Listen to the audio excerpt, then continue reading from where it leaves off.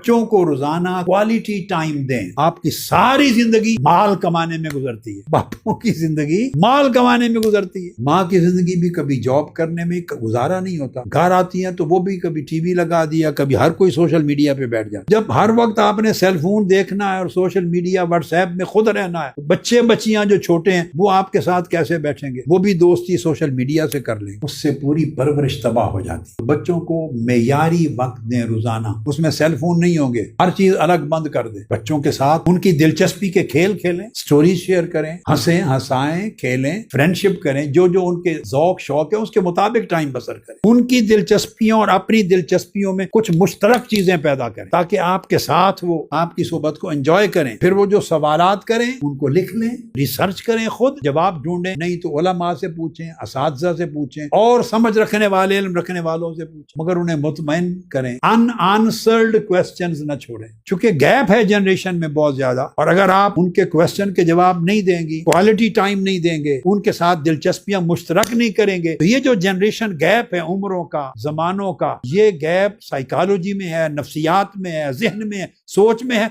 ये फासले बढ़ा देगा। औलाद वालिदैन से दूर हो चुकी है, हो रही है, हो जाएगी, बड़ों से दूर हो जाएगी, वालिदैन से, बुजुर्गों से, उलमा से। इस जनरेशन गैप को फिल करना है ताकि तसलसल कायम रहे।